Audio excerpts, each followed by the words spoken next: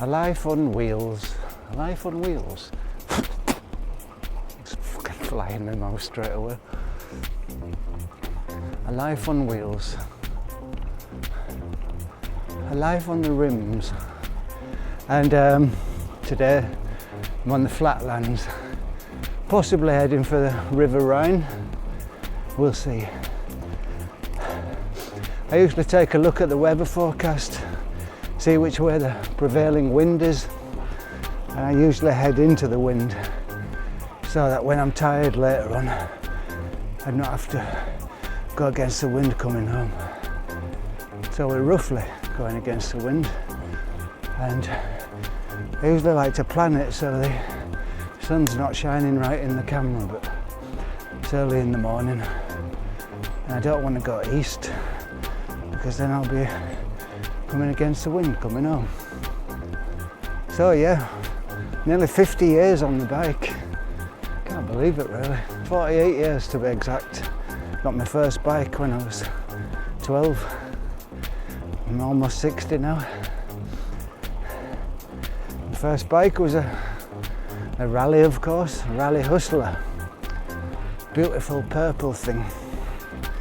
Love that bike. Wore it into the ground in the end.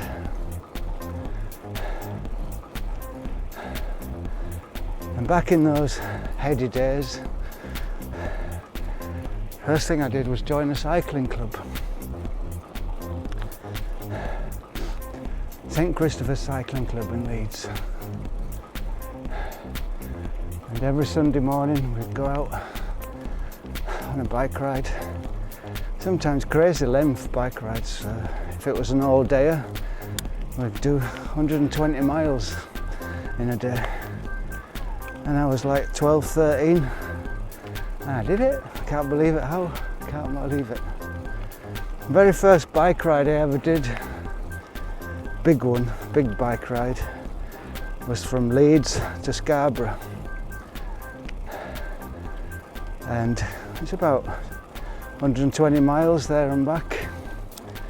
And I drove to Scarborough first, and I was only 12. And on the way, my toggle chain snapped, Sturmey Archer, 3-gear, hub gear. And about a quarter of the way in the journey, the toggle chain snapped. So I did it all on second gear as well. Anyway, I got to Scarborough and it was already about 3 o'clock in the afternoon.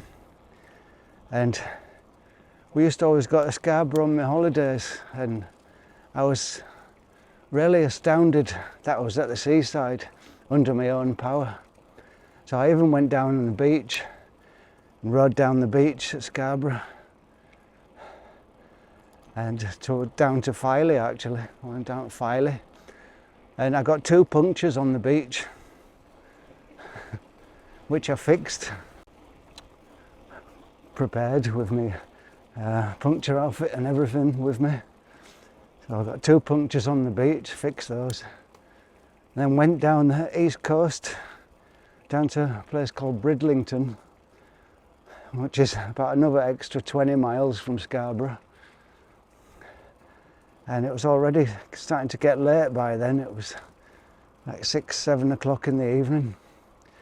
And I was pretty knackered. I didn't have no money on me. And so I headed back towards Leeds from Bridlington. Luckily it was around midsummer, so it was light till 10:30 or something.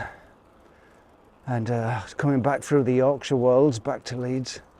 I was absolutely knackered. Probably had a good 110 miles under my belt, and I still had 40 to go before I got home.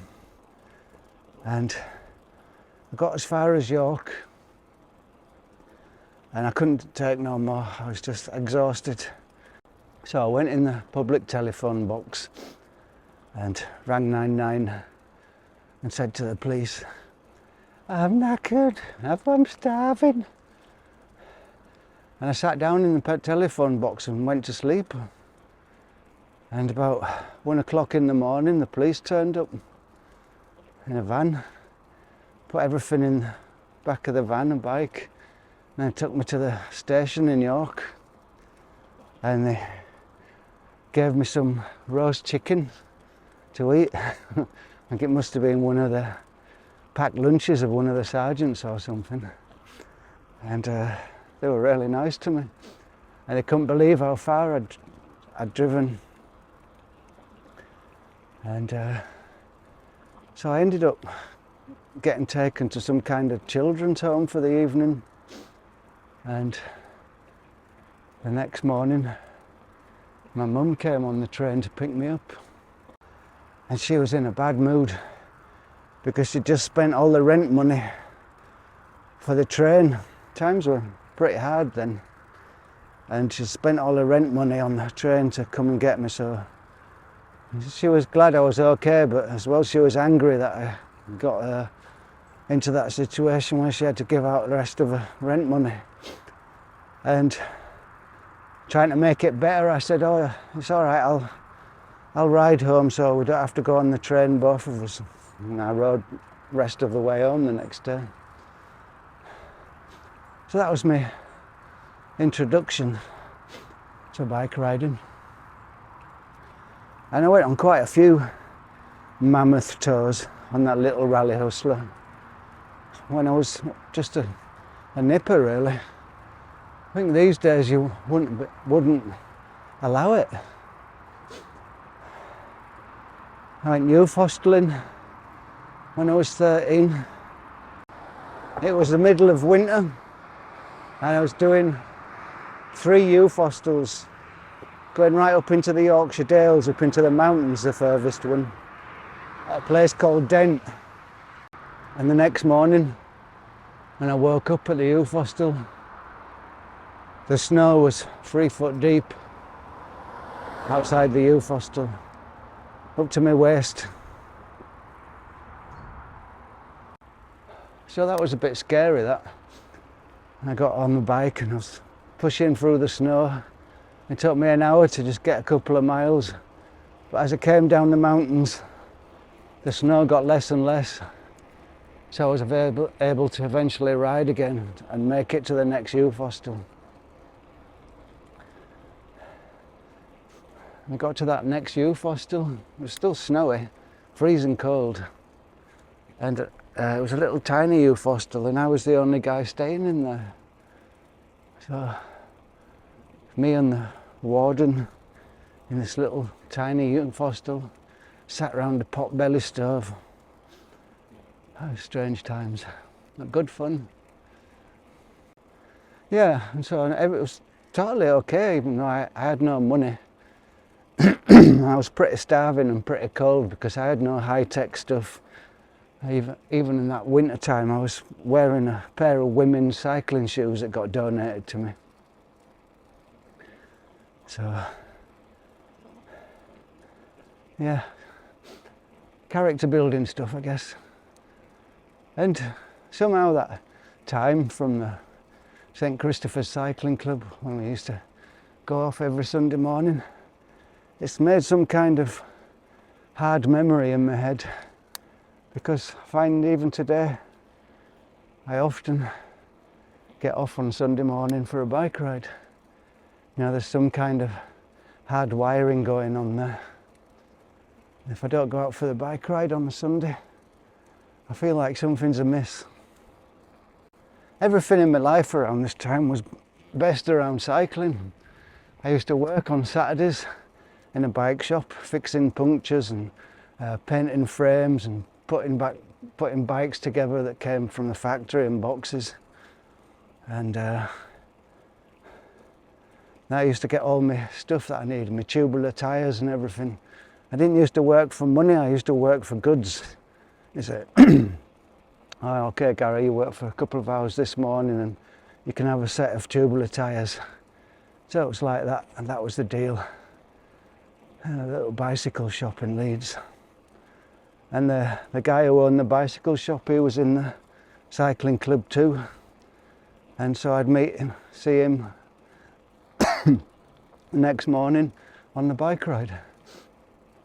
One time I decided to go to Morecambe, and that's a long bike ride from Leeds.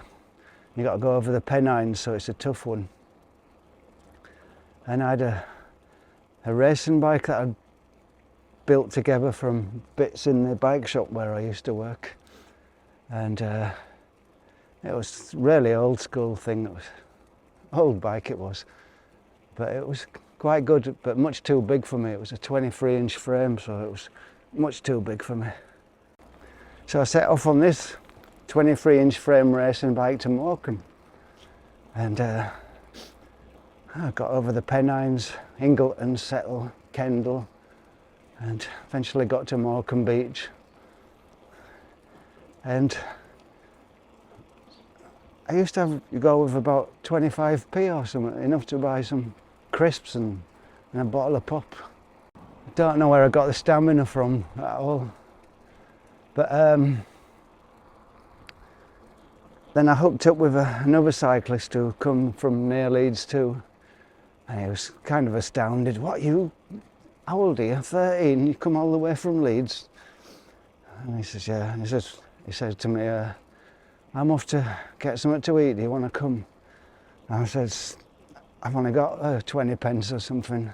He went, go on, it's on me. And I went into the cafe in Morecambe and bought me a big steak dinner, and then we eventually rode back to Leeds together. So I was a cheeky little sod in a way, because you know, I wasn't really prepared, but what could you do? I didn't have any money really, a bike, and I just needed to get out on that bike, and whatever happens, happens. But nothing untoward ever happened. But one time, yeah, I was up in the Yorkshire Dales and I got a new speedometer. And like I am now, I'm looking at the camera now and then instead of looking where I'm going. And I got this new speedometer, and it was a little thing, it used to click. Once the wheel went round, there was a little pin that clicked a clockwork wheel round and told you how many miles you'd done in the day. I was driving along on a road to a place called Keighley, and I was going at 10th gear, as fast as I could. And I was looking down at the speedometer going tick, tick, tick, tick, tick, and seeing how fast I could make the numbers tick over. And then the next thing I knew, I just heard a real distant, loud bang. And the next thing I knew, there was loads of people around me and I was waking up on the floor. I had gone full speed, 10th gear, with my head down into the back of a parked lorry and smacked my head on the metal thing at the back. It knocked me straight out, and the handlebars bent backwards totally on the bike, and it was a drop handlebar bike, and one of the drop handlebar sides went inside my leg, inside my knee. I still got a great big lump on there. So I was pretty knacked up. My head was not fractured, but I don't know, never been right since. But so I spent a week in hospital then, causing my mother more worries. I was so lucky I wasn't killed. And there was a bloke who was driving behind me in a car. He saw it all, and he told me about it afterwards. He said, I couldn't believe it, you were going full speed and you went straight into the back of that truck. And he was the guy who rang the ambulance and everything. And he brought my bike back to Leeds for me, even though it was totally written off the bike. Handlebars bent back, forks snapped, wheel gone. I think even the frame was bent. So, yeah, that was one little adventure. I had a few. I should be wearing a helmet now, shouldn't I? Being an old, shaky, old fart that I am, but Well, one time I was going through Leeds and it was really wet on the Rally Hustler, and it had those steel rims on, which your brake blocks just didn't work at all in the rain. And loads of people were crossing the road. And I tried to slam the brakes on, but nothing happened. I went full speed into this guy. I think that's a little shortcut there. Have a look. I went full speed into this guy and smacked my head on the floor and ended up with concussion. In the hospital for another couple of days. Let me see, where are we?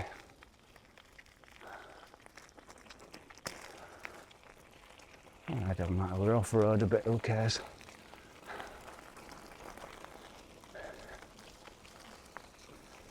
So yeah, I've had my fair share of tumbles, but touch wood, not for a long while now.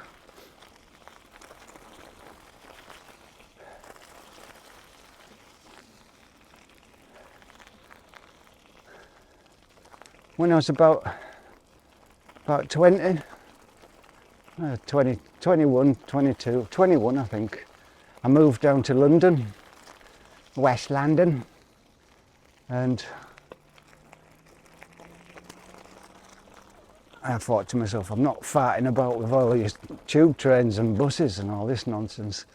So I bought a bike second hand in London, and it was a little 5-speed job, and I stripped it down totally and just put a fixed wheel on there and used fixed wheel around London as it's pretty flat. I used that to go everywhere in London. I used it for going to work, going into town, everything. Just this fixed wheel bike. I think it cost me a tenner or something, and I hardly ever used public transport when I was there. And wasn't much slower on the bike either. And fixed wheel, that's quite fun when you get used to it. Nothing to worry about, no maintenance, just jump on it and keep riding.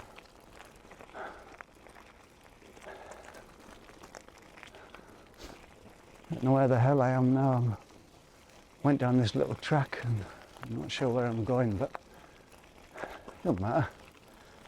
I'm only here on this bike ride to make a bike ride about bike riding. See what I mean?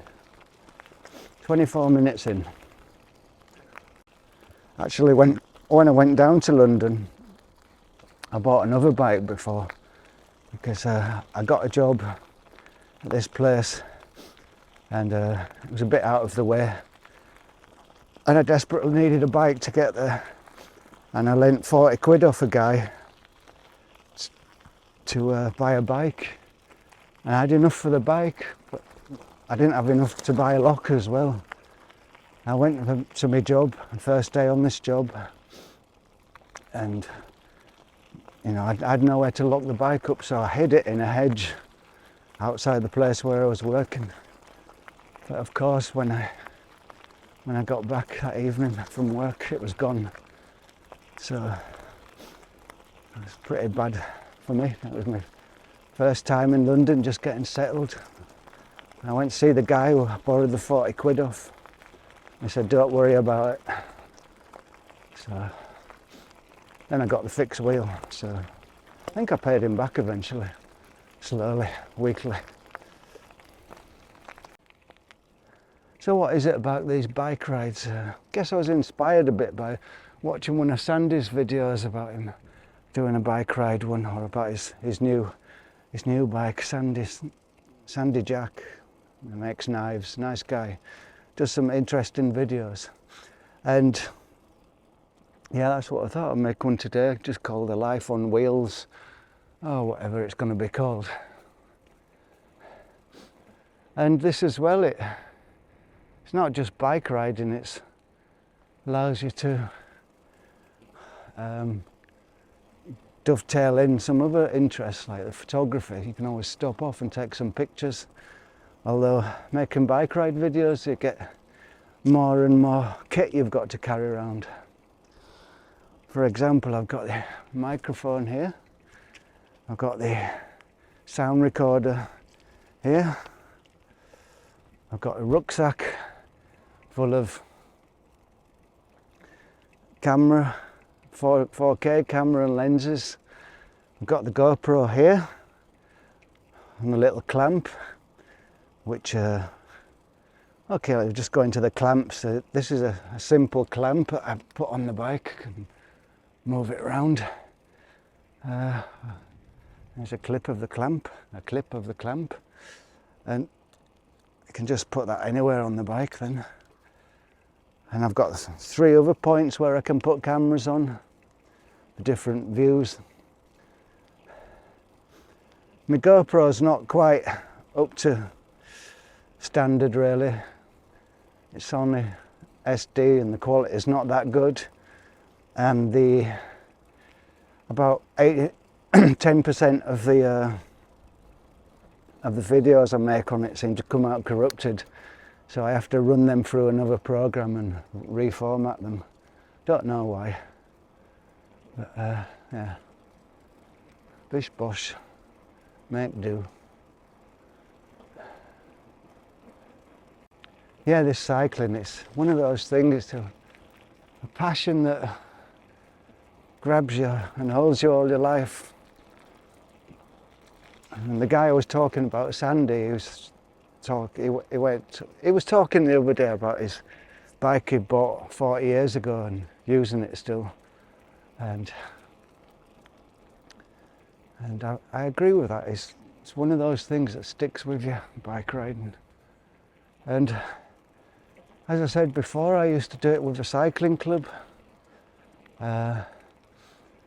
and that's nice as well with a group, but it's more being a solitary thing with me, solitary hobby.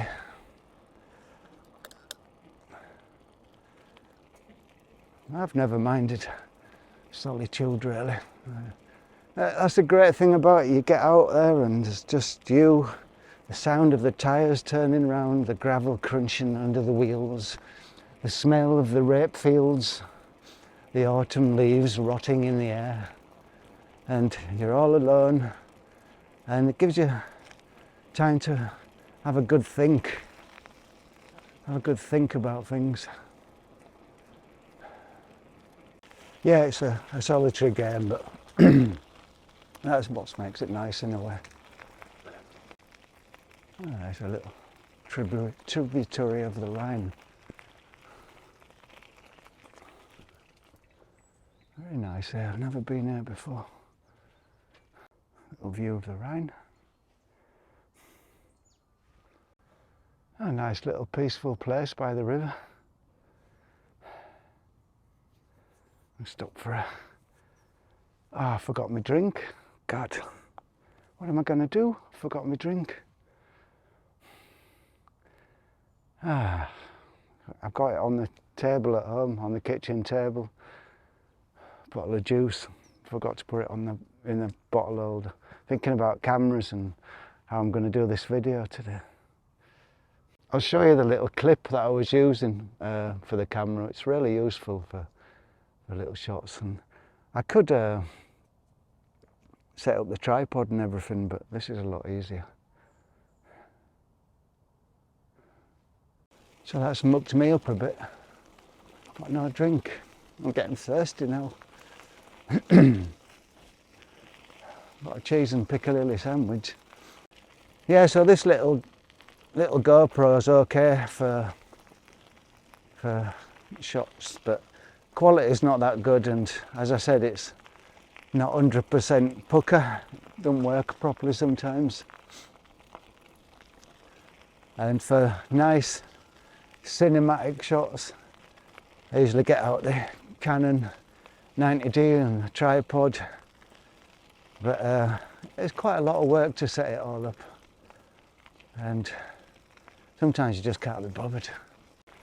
Now this bit where I am here, this is not far from the edge of the Rhine, and there's lots of little tributaries and floodplains, and it's quite hard to find your way around sometimes. You can go for miles along the path and it'll be suddenly a dead end,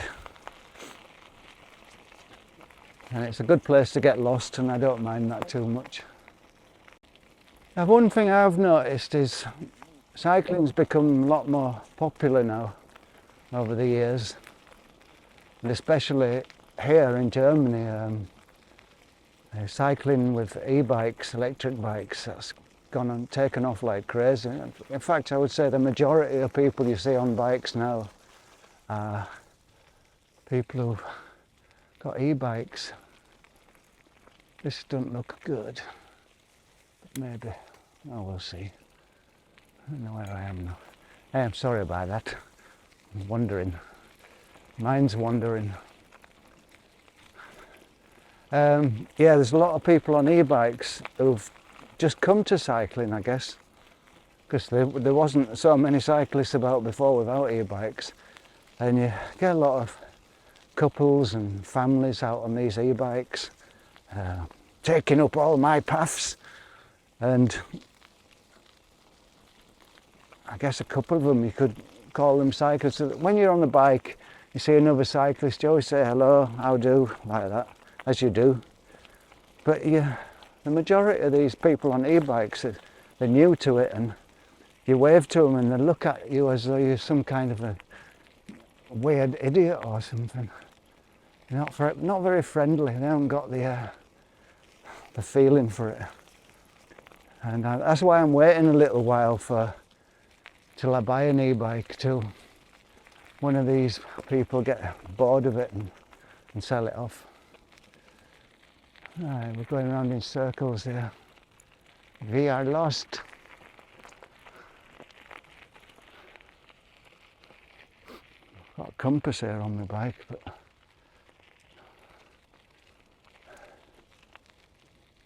where are we? You get that sometimes when your sense of direction's absolutely gone, and we have to get the app out. I want to be going that way, really, away from the sun. Is there a path there?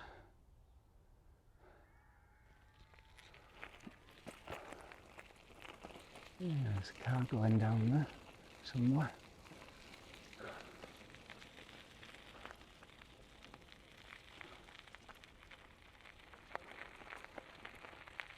Oh dear me. Oh dear me. I'll look down here. Is this a path? It's nice to get a bit off-road as well.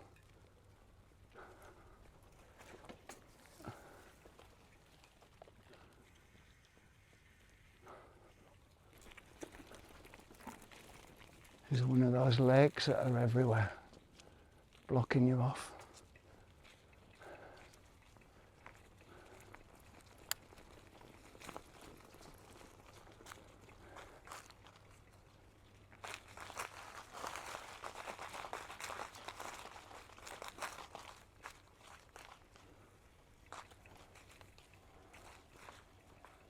Well, I'm riding on a car track, so it must go somewhere.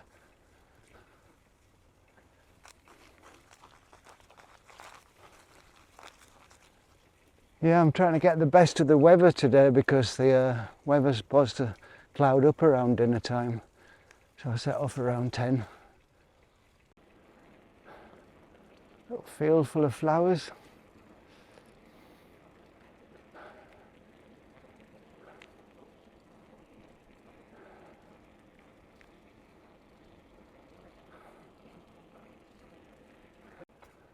Now the river's over there somewhere.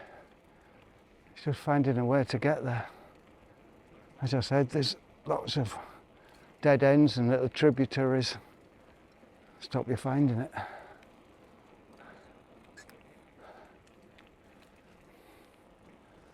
It's all fields of sweet corn that's already been harvested here. No houses, no buildings because it's a floodplain.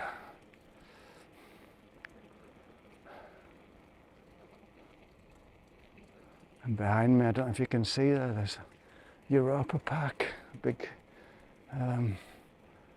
park with roller coasters and everything. Not my thing.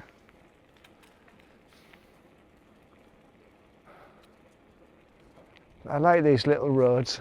You don't hardly see any cars on them. And I don't like it on the big roads at all. I hate it. So I wouldn't mind just getting down to the river, then I can do a few cinematic river shots. Although the weather's not looking so brilliant now.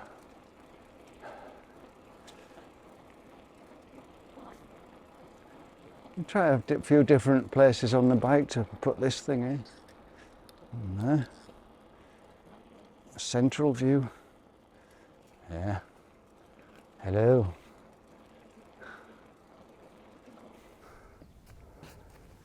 So here we are, back at the Rhine. We made it.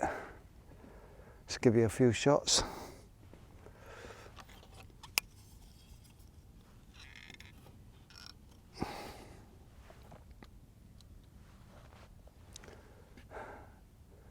And that's the Rhine River, and these are the little bits I was telling you about that get flooded.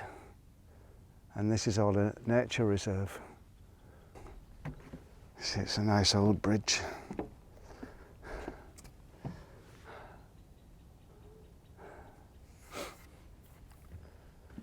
So onward we go. I'm not even sure if I'll get the DSLR out to take pictures today. I've done it all, taken all the pictures around here, and